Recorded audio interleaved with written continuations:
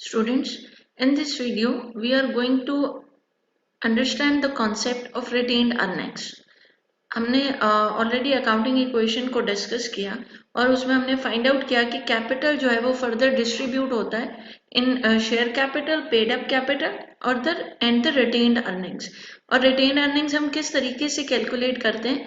क्या हम beginning retained earnings का बैलेंस लेते हैं, करंट ईयर का प्रॉफिट और लॉस लेते हैं और उसमें से डिविडेंड को माइनस कर देते हैं या ड्राइंग्स को माइनस कर देते हैं, तो हमारे पास रिजल्टेंट रिटेन्ड अर्निंग्स की वैल्यू कैलकुलेट हो जाती है।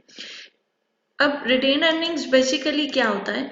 Retained earnings represent the portion of the net income of your company that remains after dividends have been paid to your share holders.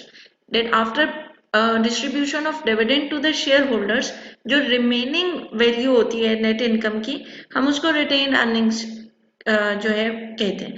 That is the amount of residual net income that is not distributed as dividends but is reinvested और ploughed back into the company. हमने उसको प्लो back कर दिया into the investment pool, जो कि हमारा sources of funds को represent कर रहा था, जिसमें हमने लाइबिलिटीज और कैपिटल को कैटेगराइज किया था, उसमें हम उसको प्लेस कर देते हैं।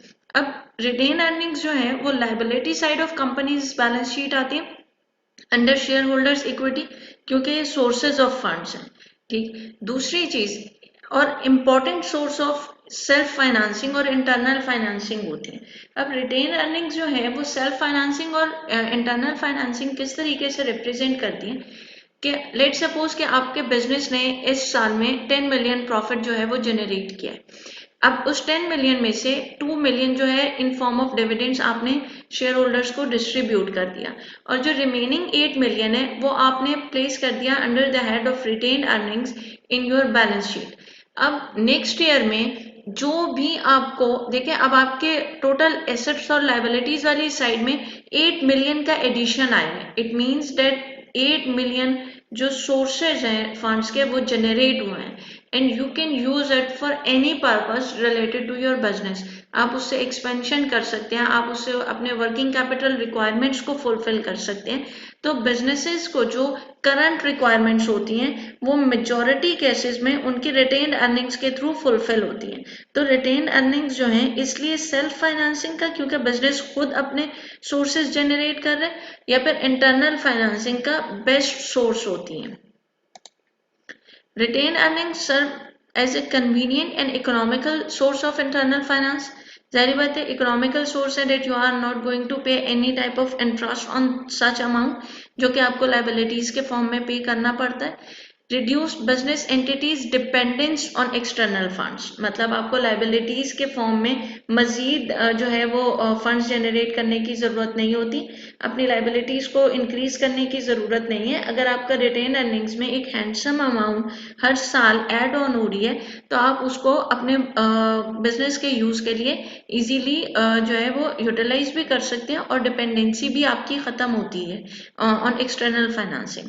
Retained earnings can be use to pay off external debt. Of course you can pay the liabilities head, अब जो भी आपकी करंट ईयर की रिस्पॉन्सिबिलिटीज हैं, लाइबिलिटीज हैं, शॉर्ट टर्म लाइबिलिटीज हैं, आप उनको रिटेन अर्निंग्स के थ्रू आप उसको पे बैक कर सकते हैं। Retained earnings also fund additional assets for growth and expansion of business. तो हम ऑलरेडी डिस्कस कर चुके हैं कि रिटेन अर्निंग्स जो है बेस्ट सोर्स होते हैं अगर आपका जो बिजनेस की एक्सपेंशन या ग्रोथ के लिए सोर्सेज जनरेट हुए और आप उसके थ्रू कोई भी एसेट और इक्विपमेंट्स जो है वो परचेज कर सकते हैं। नाउ डिस्कस के रिटेन अर्निंग्स जो है वो कैलकुलेट किस तरीके से होती है। रिटेन अर्निंग्स जो है, retained earnings at the beginning of the accounting period, it's mean आपका बिगिनिंग रिटेन अर्निंग का बैलेंस। और बिगिनिंग रिटेन अर्निंग का बैलेंस हम क्यों यूज कर रहे होते हैं? इसलिए कि बैलेंस शीट आइटम्स, जितने भी बैलेंस शीट से अकाउंटिंग हेड्स हम कहीं पे भी यूज करते हैं, वो अपने जो भी उनका बैलेंस होता है उसको यूज करते हुए मूव करते हैं। आप ऐसा नहीं कर सकते हैं कि बैलेंस शीट जो है वो at the year and done हुई, आपने नेक्स्ट ईयर से दोबारा उसको स्टार्ट किया। इनकम स्टेटमेंट करंट टर्म के लिए, करंट ईयर के लिए प्रोड्यूस होती है, जबकि बैलेंस शीट जो है वो आपके बिजनेस की पोजीशन को, फाइनेंशियल पोजीशन को रिप्रेजेंट करती है। वो from the very first day of the business generate होती है और with the passage of time उसमें एडिशंस और सब्ट्रैक्शंस होती रहती हैं, लेकिन वो कभी भी जीरो पॉइंट पर नहीं जाती। कोई भी अकाउंटिंग हेड बैलेंस शीट का जीरो पॉइंट पर हम एट द ईयर एंड नहीं लेकर जाते, बल्कि हम उसमें एडिशंस और सब्ट्रैक्शंस करके उसकी वैल्यू जो है वो कैलकुलेट करते हैं। तो बिगनिंग रिटेन अर्निंग्स का बैलेंस लेने की रीजन ये है कि हमने इसको बैलेंस शीट से एक्सट्रैक्ट किया है। उसके बाद ऐड करेंगे नेट प्रॉफिट, और अगर लॉस है तो हम उसको माइनस कर देंगे। During an accounting period minus dividends paid, dividends both cash form में भी और स्टॉक डिविडेंड्स भी, बोथ जो है वो यहाँ से डिस्ट्रीब्यूट हो जाएंगे। तो फिर रिटेन अर्निंग्स की वैल्यू अगर हमने सिंपलीफाई करें इसको, तो retained earnings equal to beginning retained earnings plus profit और माइनस लॉस। अगर प्रॉफिट है तो ऐड कर दें, लॉस है तो माइनस कर दें, minus dividends. Now let's discuss an example so that कि हमें clearly understand हो सके कि हमने रिटेन अर्निंग्स के बैलेंस को किस तरीके से कैलकुलेट किया था। तो रिटेन अर्निंग्स को कैलकुलेट करने के लिए the following figures are taken from the income statement and balance sheet of company A. Particulars क्या है, रिटेन अर्निंग्स 31 दिसंबर 2018 की 100,000 है, नेट प्रॉफिट 31 दिसंबर 2019 का 30,000 है, डिविडेंड्स पेड 31 दिसंबर 2019 10,000।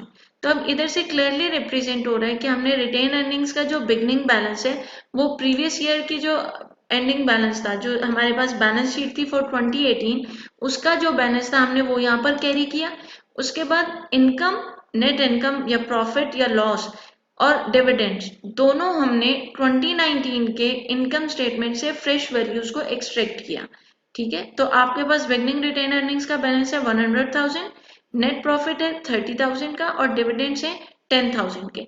तो हमारे पास सिंपली रिटेन अर्निंग्स की वैल्यू क्या कैलकुलेट होगी, 100,000 beginning retained earnings balance plus net profit 30,000 minus 10,000 जो कि डिविडेंड पे हुआ है। तो रिजल्टेंट वैल्यू जो है रिटेन अर्निंग्स की 1,20,000 कैलकुलेट होगी है। अब अगर यहाँ पर आपके पास instead of profit you have incurred a loss, तो हम इसको यहाँ पर माइनस करते, सिंपल। ठीक है, और उसकी वैल्यू में से भी 30,000 जो है वो माइनस हो जाता, तो हमारे पास रिजल्टेंट वैल्यू जो है वो कितनी आ जाएगी, 40,000 सब्ट्रैक्ट हो जाएगा, 30,000 माइनस 10,000 40,000, और 100,000 में से 40,000 माइनस होगा तो 60,000 हमारे पास रिटेन अर्निंग्स का बैलेंस आ जाएगा। This is how you calculate the retained earnings balance.